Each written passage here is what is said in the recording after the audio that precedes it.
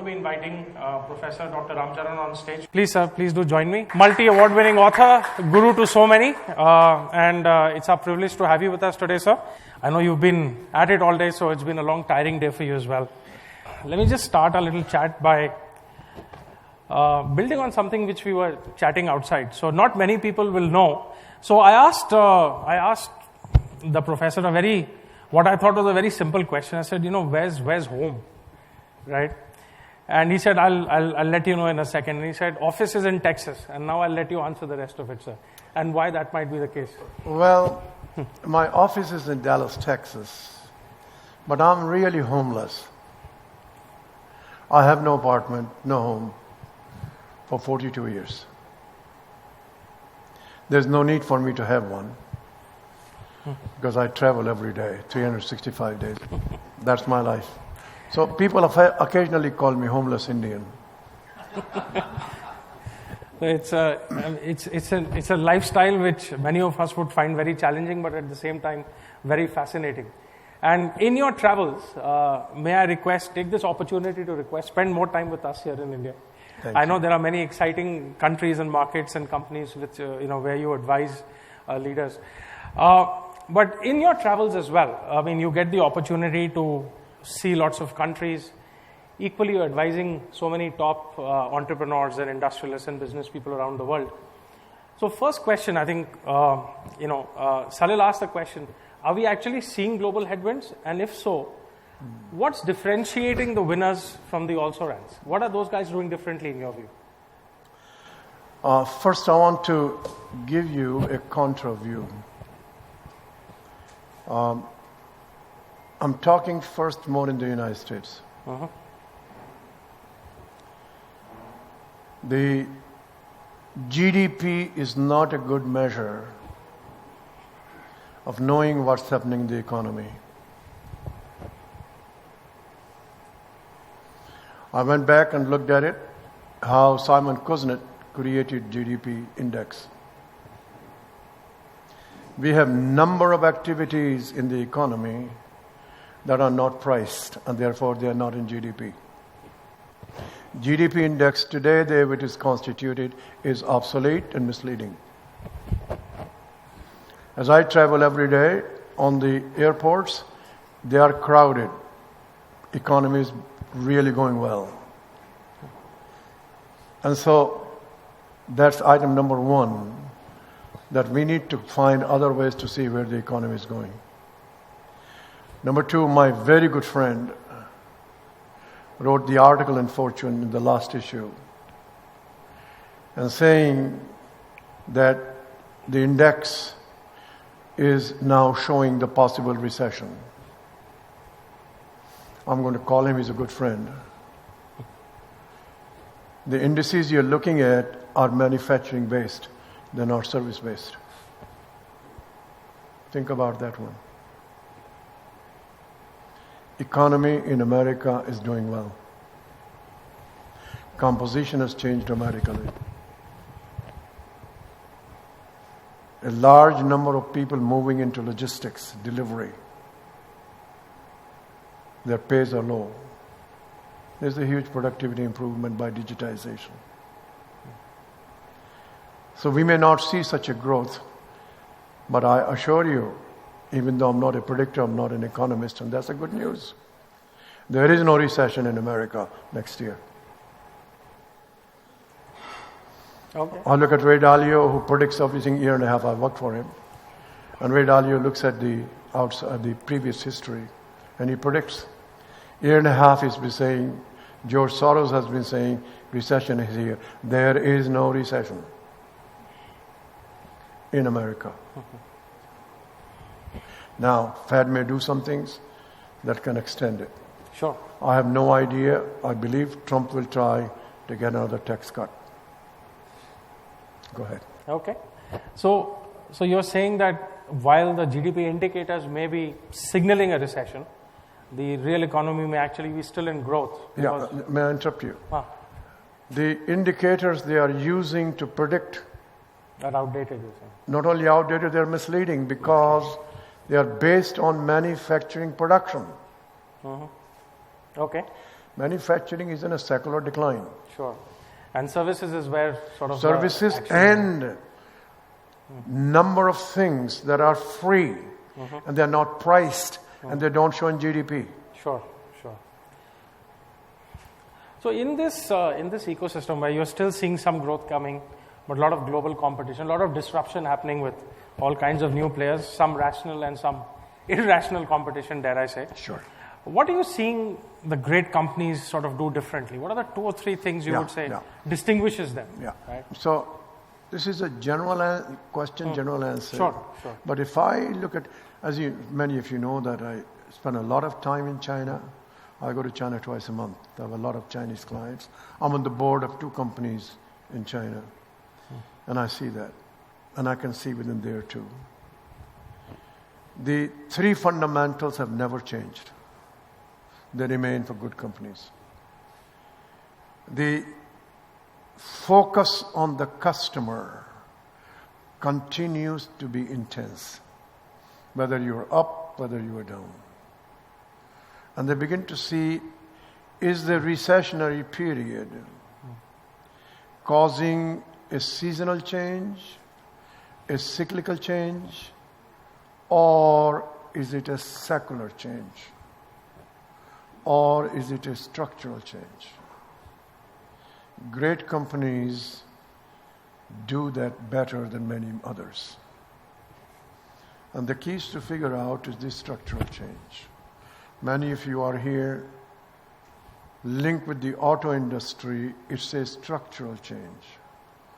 Entertainment industry is a structural change. And you can go on from there.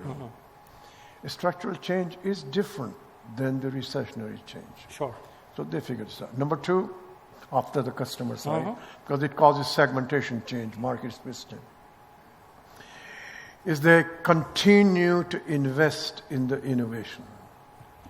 In the digital companies, it's a continuous innovation. It's not sporadic. But what is different about these digital giants, at least 3 of them I know, they innovate for the customer.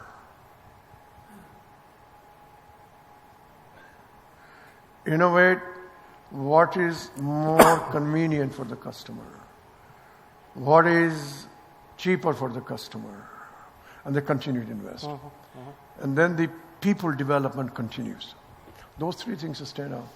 So when you say people development, that's the investment in talent and training. Oh yeah, they continue. They don't stop it. They don't stop that. No. Whereas other companies tend to cut back on training No budgets doubt. and stuff. No doubt.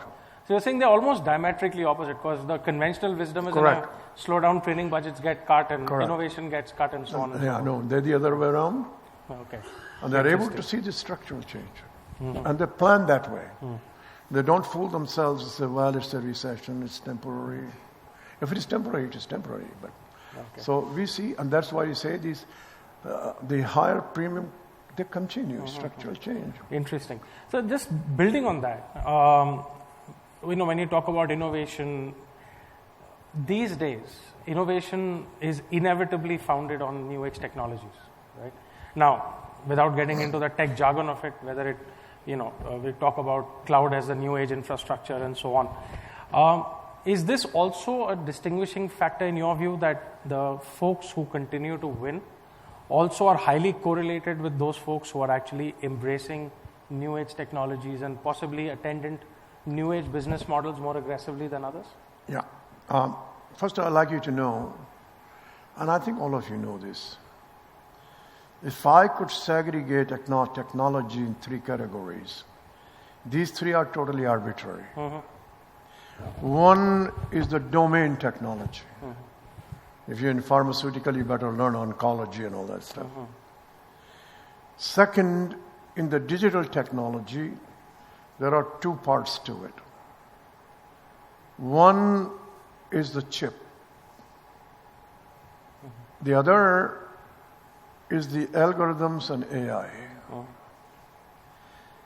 All of you know this, algorithms and AI, they got developed 100 years ago.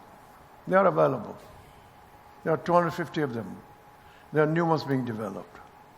Every young kid can get it, download it, knows how to do the software work. AI is a combination of deep learning, machine learning, and all that. And I see in China, I've got 15 companies, we do all this stuff. And they download and do that. That's not something American anymore. It was. It was French also. The first most important, that is used by most of us anywhere you are, was invented in 1763.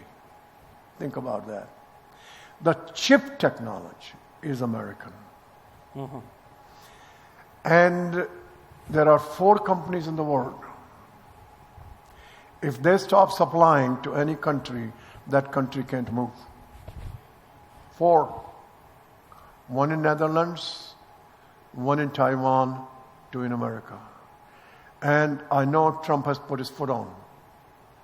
He's forcing the hell out. And so chip technology is the one that is the American equation going forward. Right.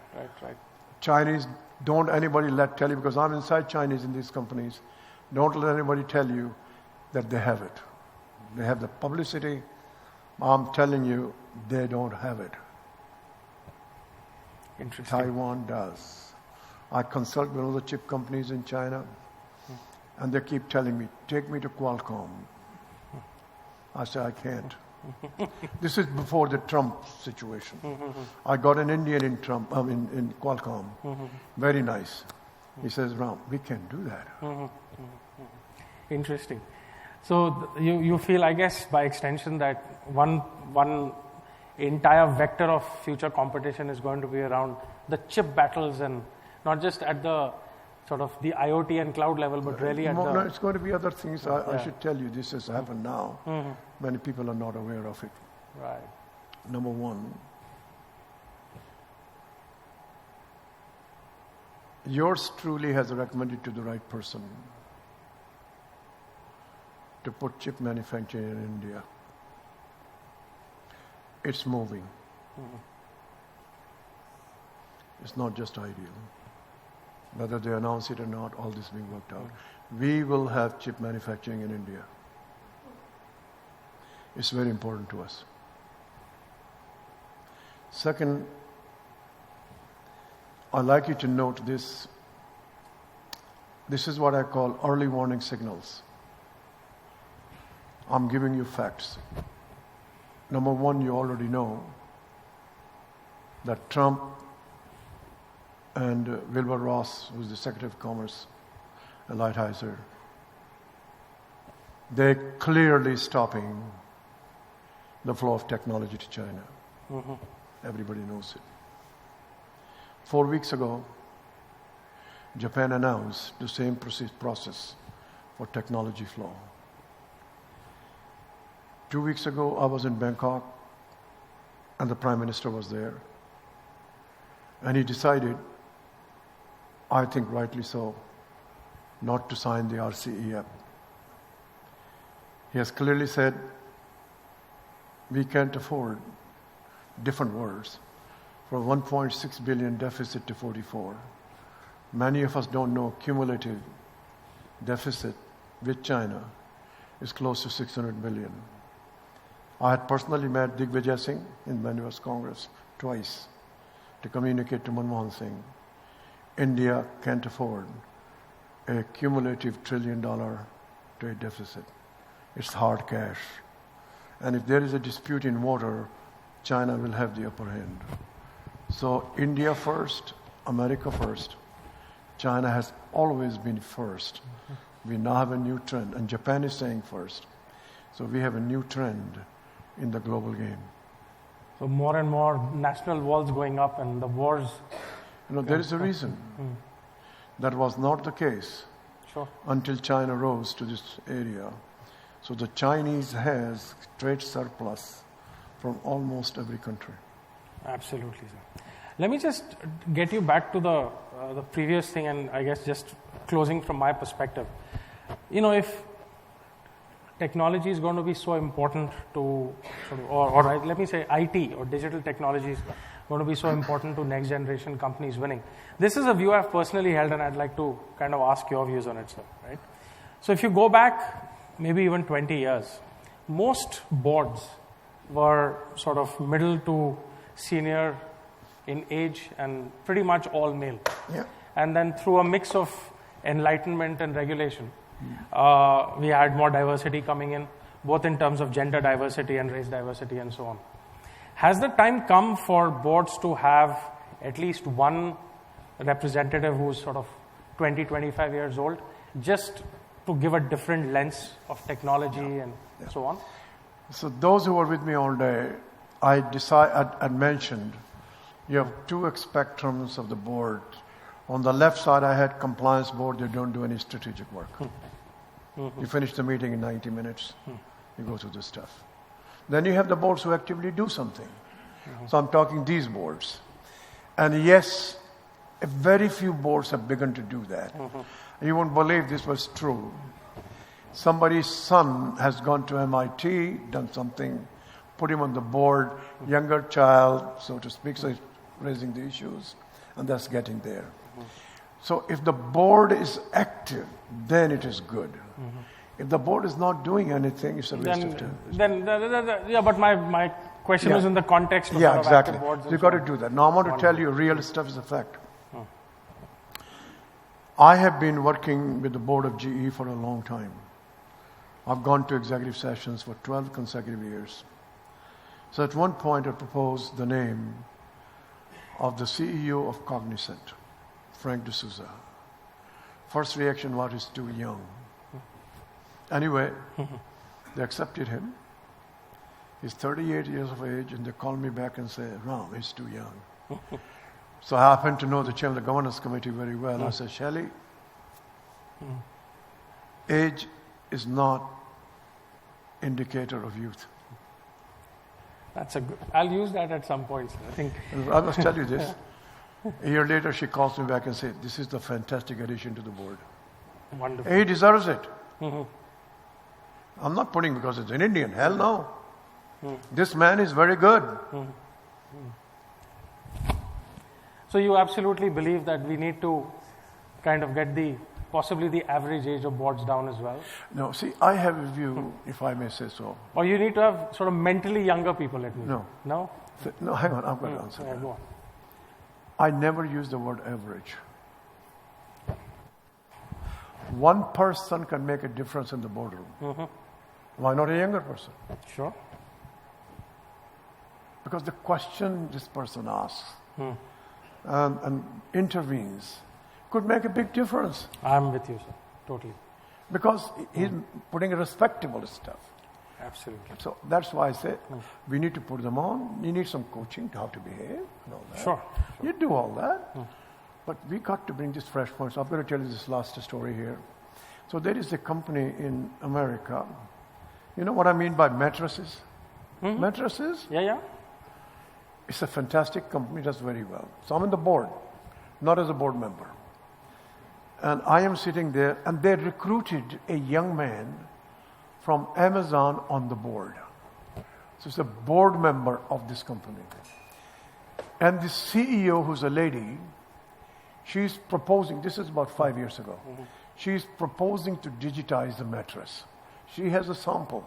Wow. It's real stuff, it's not some funny stuff. Sure. And this senior person who has power, he's saying, what the hell are you doing? He said, why? He says, stick to your core competence. And this Amazon guy is taking his hair out, so she can't see that. So these are the real issues. Absolutely, sir. You know, the kind of the generational battle, in a sense, continues, and we see that all the time. But I think more and more people are realizing that it's now an existential battle, and adoption is not really a luxury that you can debate anymore.